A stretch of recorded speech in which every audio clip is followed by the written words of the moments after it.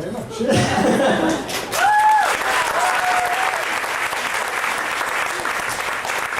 I'm going to work off some notes here. I hope you guys don't mind. Does anyone mind? So, as I said during the introduction, I joined OkCupid about 4 years ago and just immediately found it fascinating. Since then, I have always recommended it to friends or friends of friends, or like if I meet someone who just got out of a relationship. There's a lot of reasons why. I think it's a really healthy thing to do. In that, like, dating is a really healthy thing to do, but this is like a sped up healthy thing to do.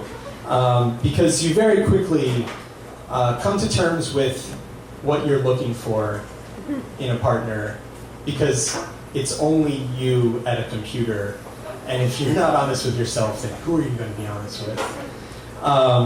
So you learn your tastes, which is really important. You also get used to rejection very quickly. It kind of normalizes rejection. Like, you kind of can't take it personally when someone that you write to doesn't write you back. Like, oh, that person rejected me. But at the same time, I just rejected 45 people because they are under 5'6". So I kind of don't feel so bad about that person not writing back. It's also fascinating to me, and I think a lot of other people, how people portray themselves to attract other people. In my experience, it was saying that women saying that they couldn't live without cheese. I never knew so many women couldn't live without cheese. I see at least 3 people in the audience turning to the person next to them. That's hilarious.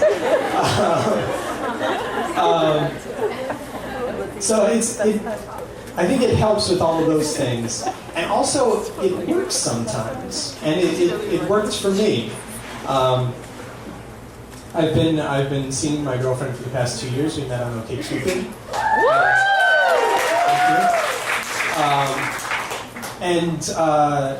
We've kind of moved from an OkCupid relationship to like a regular relationship, in that we're kind of past the point of explaining how we met to people and having that awkward thing like, I think she said that she was fine with telling people, but I don't remember for sure, and I can't read her face right now, and then she's probably thinking the same thing about me, and then just one of us blurting out, oh, we met on OkCupid. So we're done explaining with how we met. All of our friends know, all of our friends of friends know, our parents know, our parents' friends know.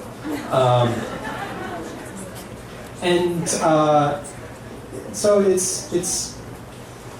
it's not so much a stigma anymore. We don't have to deal with that.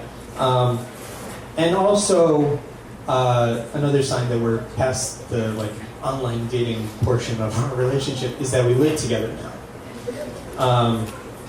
My girlfriend Jing moved in last July. I don't know if you guys remember last summer, but it was a pretty mild summer. So mild that you might have even thought during it, I wouldn't mind moving a person's entire life into another apartment. It's so mild and pleasant this summer. Except for 2 weeks in July, and those were the 2 weeks that we moved Jing's entire life into my apartment. It was a fairly, I don't want to say miserable 2 weeks, but it wasn't fun. Moving is never fun, I realize that. But moving when it's 97 degrees and humid the entire 2 weeks is super not fun. And so my 2 week routine for those 2 weeks, every day I would go to work all day, then take the train out to Flushing, where Jing lived, stuff as much stuff as we could into trash bags,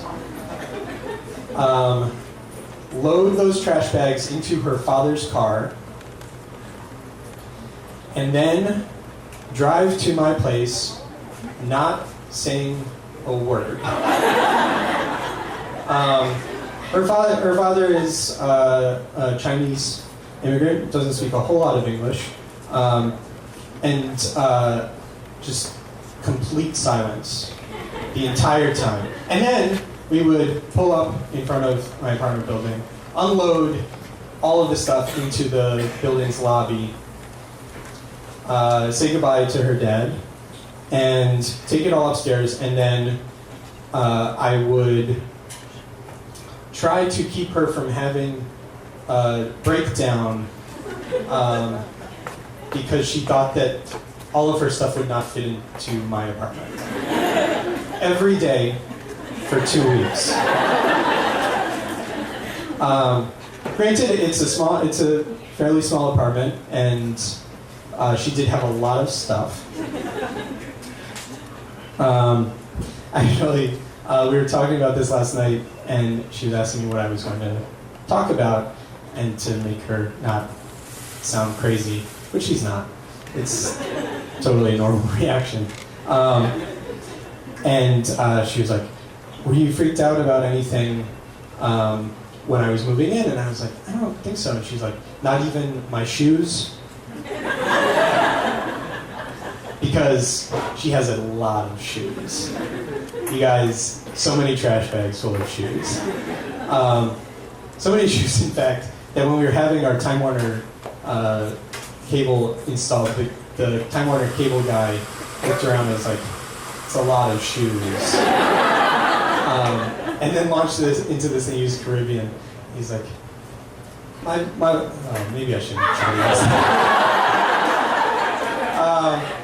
Not in front of a crowd this big. He was saying my wife is always saying, you know, you're always telling me how many shoes I have. Oh, you're just a man. You don't understand. I was like, that's right. We're connecting as men.